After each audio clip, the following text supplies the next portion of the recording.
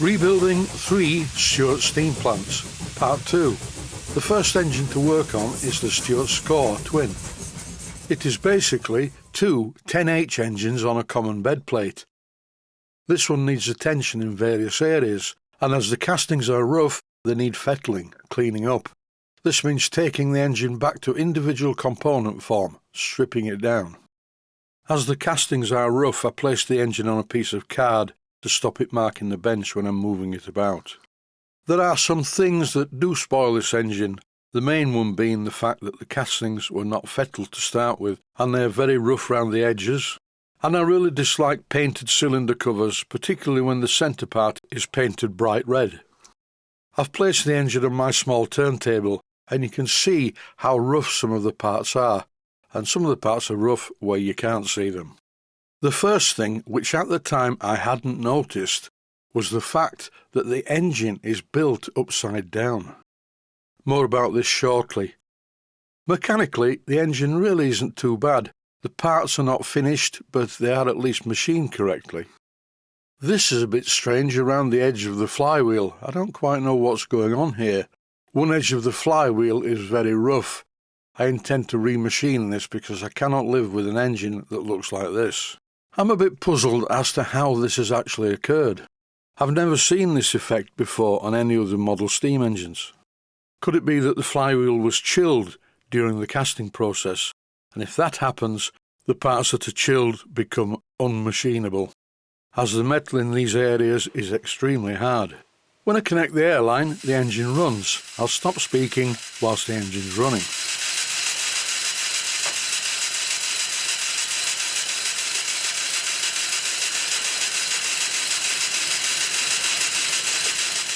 Have you spotted the problem yet? The engine is running, which it didn't because the timing was radically out. And in autopilot mode I connected the air to the top part of the cylinder piping, because that is where the steam should go in.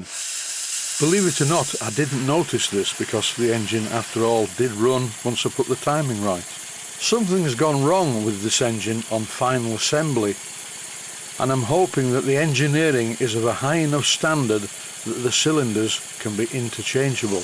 I need to turn them round so the inlets are at the top.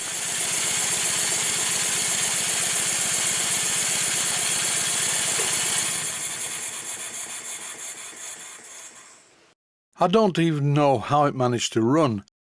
The only way I can figure it out is that the slide valves must be very close to the ports in the steam chests. I rethreaded the flywheel and fitted an Allen cap head grub screw. Now it's time to remove the flywheel and start the strip down process. There are 3 slotted grub screws on this engine and all 3 of them are broken. One for each eccentric sheave and the one on the flywheel that I've just mentioned. This is looking at one of the eccentric sheaves and it shows that that is broken. I don't know why they are still used on model engines, because from my experience they always break. Unless, of course, the grub screw is right down inside a hole, so the hole itself supports each side of the slot, and then they don't break. All of the grub screws on this engine were broken, and here I'm removing the ones from the eccentric sheave. To do this, I used a very small pair of long-nosed pliers to very carefully remove the grub screw. In these clips, as an added bonus, you can also see that the valve gear hasn't been cleaned either. Persuading the eccentric sheaves to leave the crankshaft was much more difficult than I thought. The best way I've found to do this job is to use different sized screwdrivers. Start off with a small one and then turn it on its side, and a bit larger one and turn it on its side. And even then, on one of the eccentric sheaves I had to use a pair of pliers. So why are they so tight? It's because the many attempts at timing this engine put quite a lot of burrs on the crankshaft, effectively making the crankshaft bigger than it's supposed to be. This side was the worst. I used my small Barco adjustable spanner on the crank web, and using an even larger screwdriver on its side, finally the eccentric sheave came off the crankshaft. Now what I need to do is remove the burrs, anticipating reassembly. I'm using a flat needle file for this, and I'm being very gentle. This job needs a little bit of practice to get it right, and I've had plenty of that. In this clip you can see just how bad the trunk guides are. Oh yes, and the paint's the wrong colour. Thankfully, removing the eccentric sheave at this side did minimal damage to the main bearings.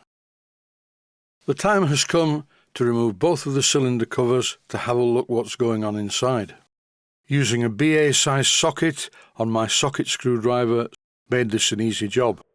The clip and the accompanying audio track is running at a quarter normal speed. I didn't put much pressure on it.